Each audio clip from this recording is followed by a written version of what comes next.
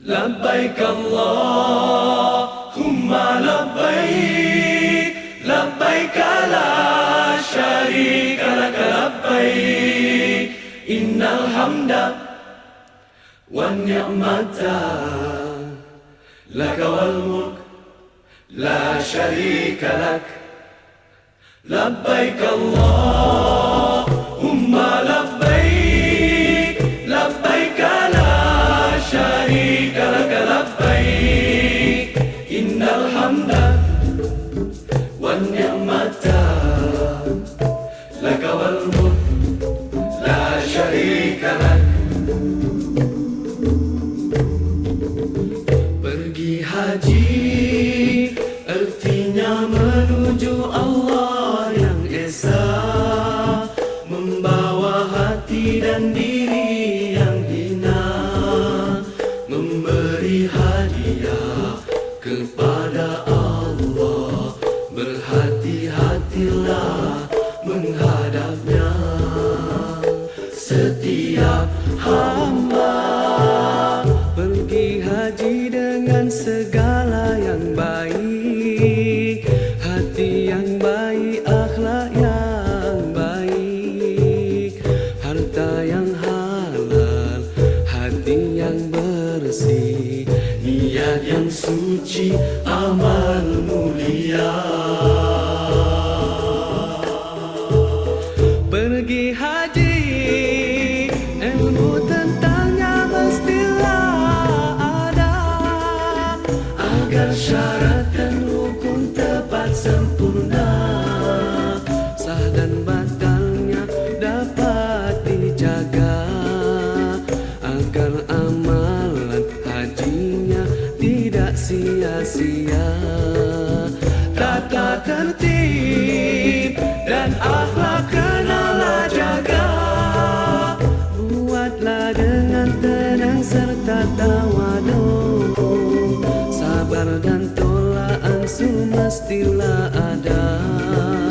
Jangan berkasar merempuh manusia. Labbaik Allahumma labbaik labbaik la syarika lak labbaik innal hamda wan ni'mata lak wal mulk la syarika lak. Setiap hamba pergi haji dengan segala yang baik, hati yang baik, akhlak yang baik, harta yang halal, hati yang bersih, niat yang suci, amal mulia.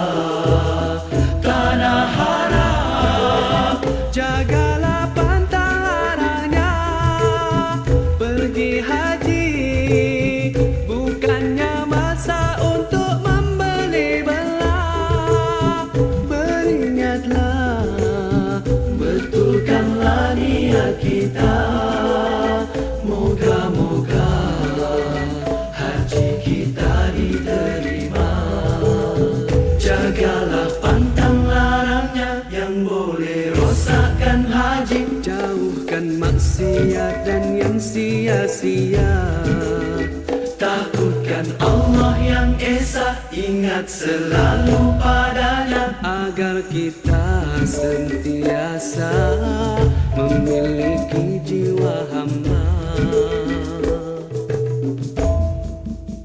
Pergi haji artinya menuju Allah yang esa, membawa hati dan diri yang hina, memberi hadiah kepada Allah.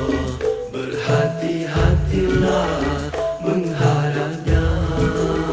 Labbaik Allahumma labbaik labbaik la syarika lak labbaik innal hamda wan ni'mata lak wal mulk la syarika lak. Labbaik Allahumma labbaik